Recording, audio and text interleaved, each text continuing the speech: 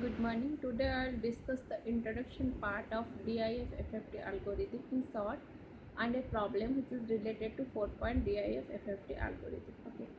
So पहले तो DIT FFT and DIF FFT algorithm में डिफरेंस क्या है? इन डेसिमेशन टाइम जो DIT algorithm है मैं क्या बताई थी, the time domain sequence is decimated means time domain sequence को आप ब्रेक कर करके 2 पॉइंट तक पहुँचते थे एंड वहीं से आप कैलकुलेशन शुरू किए थे. But in case of DIF FFT algorithm आपके फ्रीक्वेंसी डोमेन सीक्वेंस को ब्रेक कर करके 2 पॉइंट तक पहुंचना है.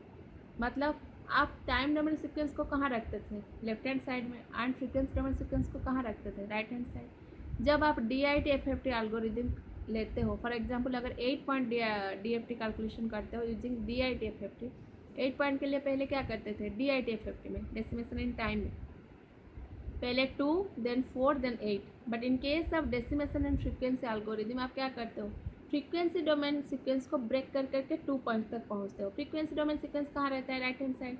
तो उसको ब्रेक करके जब आप 2 पॉइंट में पहुंचते हो, इसका मतलब क्या है, जो लास्ट उसका स्टेज होगा DIF वो 2 पॉइंट में ही एंड होगा. मतलब अगर आप 8 पॉइंट कैलकुलेट करो, पहले 8 होगा, उसके बाद 4 होगा, उसके बाद 2 होगा. सो ओके, सो समझ में आया. जैसे मैं बताई, सेट्स ऑफ जो बटरफ्लाइज आप ड्रॉ करते हो, पहले DIT FFT में 2 4 8, but in case of DIF FFT 8 4 2. So opposite order में चलेगा.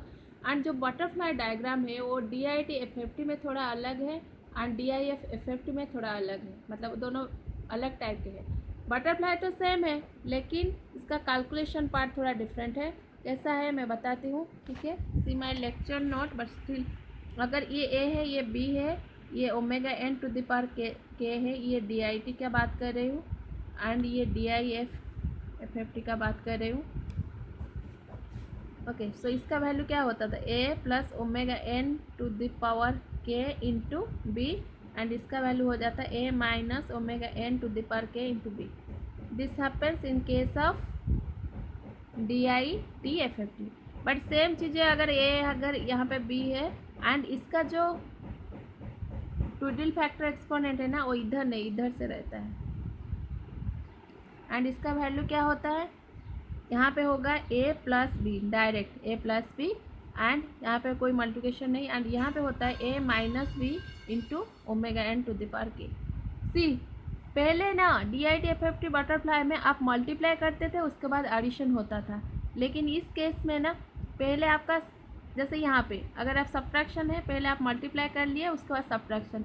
बट इस केस में पहले आप नोड में जो वैल्यू होगा, पहले सब्ट्रैक्शन होगा, उसके बाद जो ट्विडल फैक्टर एक्सपोनेंट होगा उसके साथ मल्टीप्लाई होगा.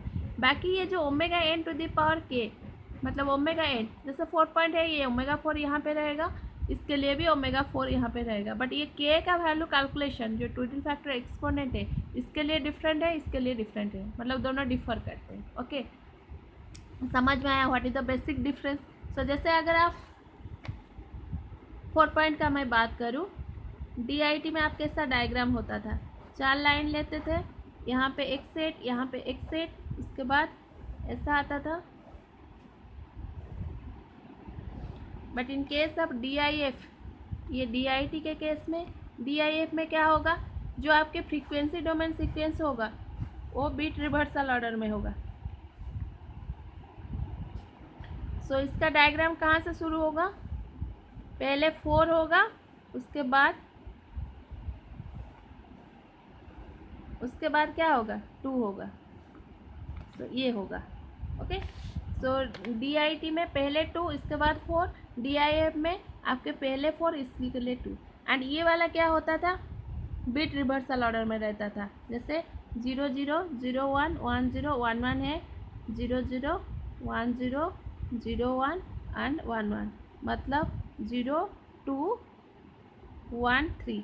सो x सब 0, सो x सब 2, x सब 1, x सब 3. सो ये ऑर्डर में रहता था. यहाँ पे आप जो भी सीक्वेंस दिया हुआ रहेगा, इसका वैल्यू पुट करके उसके बाद कैलकुलेशन कर रहे थे.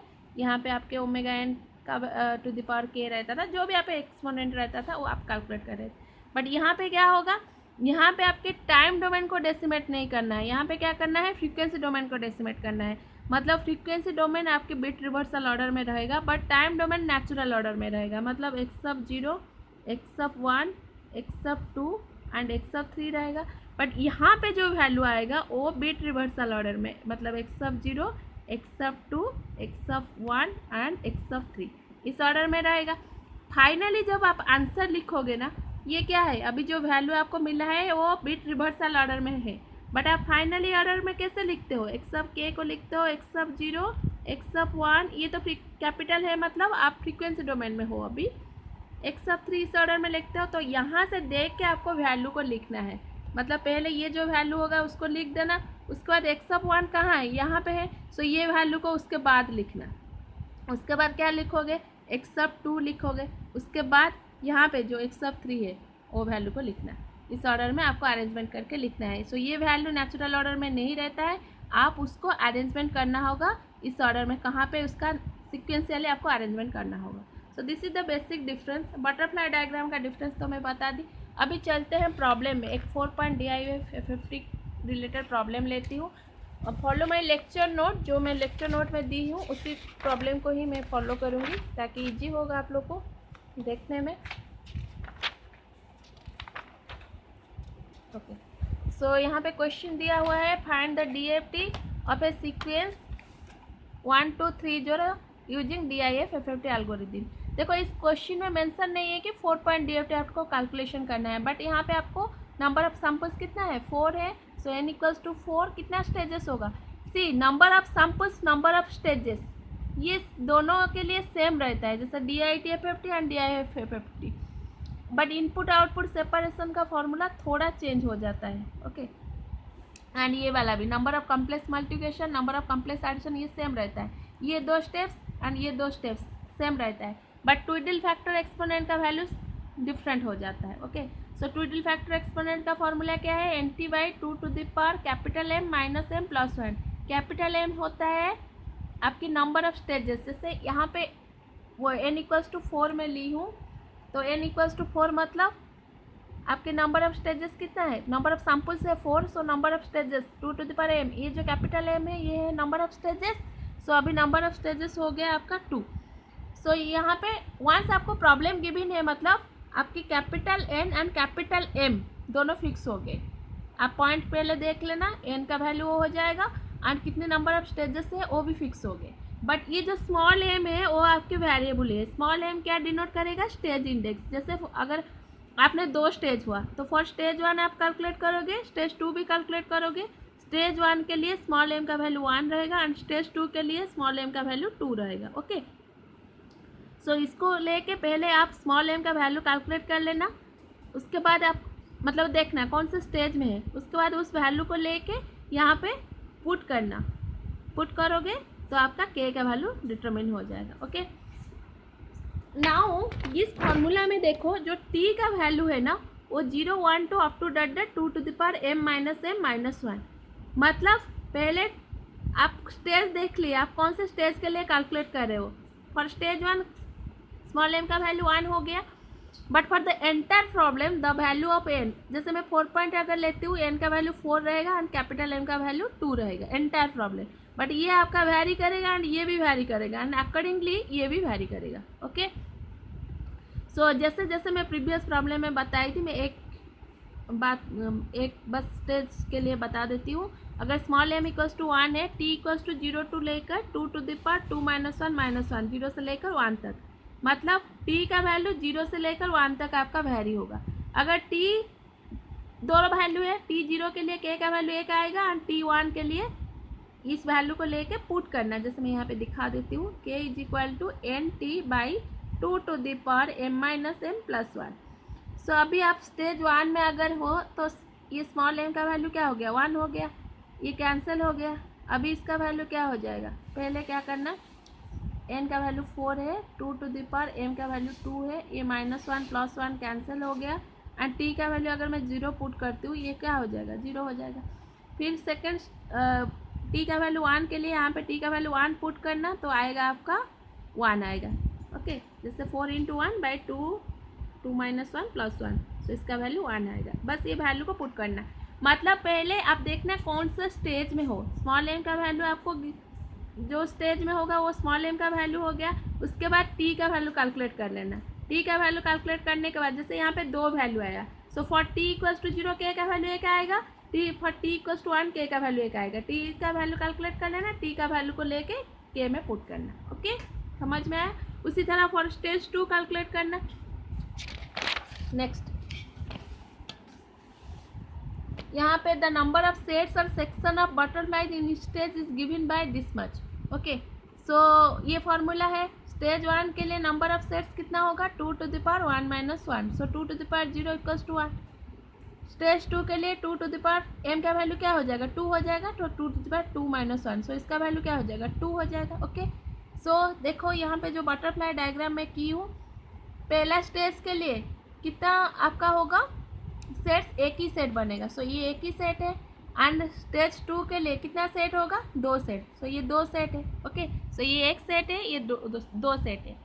उसके बाद मैं जैसे बताई थी प्रीवियस प्रॉब्लम में 8, 9, 10 जो है ना वो थोड़ा डिफरेंट रहेगा, आप उसको हर प्रॉब्लम में कैलकुलेट कर लेना। मतलब अगर आपको 4 पॉइंट DIF FFT कैलकुलेशन करने के लिए दिया है तो ये डायग्राम आपका फिक्स हो गया, ये ट्विडल फैक्टर एक्सपोनेंट भी फिक्स हो गया, बस ये जो वैल्यू है ना इस वैल्यू के हिसाब से आपका कैलकुलेशन चलेगा। मतलब ये डायग्राम अगर 4 पॉइंट DIF FFT दिया है, पहले ये डायग्राम ड्रॉ कर लेना, ये फिक्स है, कुछ भी प्रॉब्लम दो ये फिक्स है। जैसे 8 पॉइंट DIF FFT दिया है तो ये वाला डायग्राम आपका फिक्स हो जाएगा। पहले 8, उसके बाद 4 का सेट बनेगा, उसके बाद 2 का सेट बनेगा। Okay okay, so now exponent repeat factor का फॉर्मूला है 2 to the power m minus 1। So for stage 1 आएगा, स्टेज 2 के लिए बस वैल्यू को पुट करना 2 to the power 2 minus 1, सो इसका वैल्यू क्या हो जाएगा 2, क्योंकि m का वैल्यू स्टेज 1 के लिए 1 है, स्टेज 2 के लिए वैल्यू है 2। मतलब क्या है, स्टेज 1 में आपका एक्सपोनेंट रिपीट फैक्टर 1 आया, 1 मतलब एक ही बार वो यूज होगा, so omega 4 to the power 0, omega 4 to the power 1 जो वैल्यू आया है वो एक बार यूज होगा। एंड स्टेज 2 के लिए 2 बार, सो ये ओमेगा 4 to the power 0 आया था ट्विडल फैक्टर एक्सपोनेंट, आप उसको 2 बार यूज करोगे, मतलब 2 सेट है 2 बार यूज करोगे। इतना हो गया, मतलब आपके यहाँ तक आप डायग्राम सही बना दिए। उसके बाद कैलकुलेशन पार्ट आता है। कैलकुलेशन पार्ट में आप कैसे करोगे मैं जैसे बताई हूँ। सो ये सेट है, आप इस वीडियो को देखने से पहले ना जो मैं DIT FFT बताई हूँ 4 पॉइंट DIT FFT का, वो पहले देख लेना ताकि इजी होगा समझने में, थोड़ा थोड़ा बस डिफरेंस है। ओके, सो ये वाला हो गया, ये अभी इसका स्टार्टिंग पॉइंट। सो ये बटरफ्लाई के लिए ये है इनपुट, ये है इनपुट। नाउ सी मैं टाइम डोमेन सीक्वेंस को नेचुरल ऑर्डर में लिखी हूँ, सो जो जो वैल्यू है 1 2 3 0 उसको लिख ली। अभी यहाँ पे इस बटरफ्लाई के लिए ये 2 इनपुट है, ये दोनों आउटपुट है, इसका वैल्यू क्या हो जाएगा, A प्लस बी, मतलब 1 प्लस 3 एंड यहाँ पे वैल्यू होगा, पहले सब्ट्रैक्ट करना 1 minus 3 into omega 4 to the power 0। Okay, next इस डायग्राम के लिए, इस बटरफ्लाई के लिए ये है इनपुट, ये है इनपुट। सो यहाँ पे आउटपुट क्या आएगा 2 प्लस 0 एंड यहाँ पे वैल्यू आएगा 2 minus 0 into omega 4 to the power 1। उसी तरह ये जो आउटपुट आएगा ना ये बटरफ्लाई के लिए इनपुट हो जाएगा। सो 4 यहाँ पे इनपुट है, 2 यहाँ पे इनपुट है, -2 यहाँ पे इनपुट है, -2j यहाँ पे इनपुट है। सो यहाँ पे वैल्यू क्या हो जाएगा 4 प्लस 2 एंड यहाँ पे वैल्यू क्या हो जाएगा, पहले सब्ट्रैक्ट करना उसके बाद मल्टीप्लाई करना 4 माइनस 2 इंटू दिस वैल्यू। सो ये आ जाएगा। आने के बाद इसी तरह आप सारा वैल्यू दी हूँ, मैं कैलकुलेट कर चुकी हूँ, बस आपको प्लस करना है, माइनस करना है एंड मल्टीप्लाई करना है। करने के बाद ये जो सीक्वेंस आया मैं आपको बता चुकी हूँ कि DIF में क्या होता है, नेचुरल ऑर्डर में नहीं रहता है। तो पहले x सब 0, x सब 2, x सब 1 देन x सब 3 ये वैल्यू है, क्योंकि यहाँ पे आपके बीट रिवर्सल ऑर्डर में रहता है फ्रीक्वेंसी डोमेन सीक्वेंस का। अभी ये जो वैल्यू आया, सो सी बीट रिवर्सल ऑर्डर में जो आपका वैल्यू आया, सो ये है x सब 0 का वैल्यू। आप x सब k को कैसे लिखोगे, x सब 0, x सब 1, x सब 2, x सब 3 ऐसे लिखते हो। सो अभी ये सीक्वेंस है, x सब 0 क्या वैल्यू है 6 है। सो पहले x सब k जब लिखोगे 6 रखोगे, उसके बाद x सब 1 का वैल्यू क्या है -2 2j, तो यहाँ से मिल जाएगा। उसके बाद x सब 2 का वैल्यू है 2, उसके बाद x सब 3 का वैल्यू है -2 प्लस 2j। ओके, समझ में आया। ओके, सो इसी तरह आप कैलकुलेट कर सकते हो। मैं 8 पॉइंट का थोड़ा सा हिंट्स दे देती हूँ ताकि आप लोग बना पाओगे। जब आप 8 पॉइंट बनाओगे ना, नंबर ऑफ स्टेजेस होगा 3 होगा, बट DIT FFT में क्या करते थे 2 4 8, बट DIF FFT में क्या होगा, पहले 8 आएगा, उसके बाद 4 का सेट आएगा, उसके बाद 2 का सेट आएगा। एंड यहाँ पे जैसे omega 80, omega 81, omega 82, omega 3 DITFFT में इस साइड आ रहा था, बट DIFFFT में इस साइड आएगा। उसके बाद ओमेगा 80, ओमेगा 82 आएगा, उसके बाद लास्ट में ओमेगा 80 आएगा। एंड करने के बाद आप मल्टीप्लाई करके जैसे मैं कैलकुलेट की हूँ यहाँ पे लिखी हूँ कैलकुलेट कर सकते हैं। Okay, so thank you.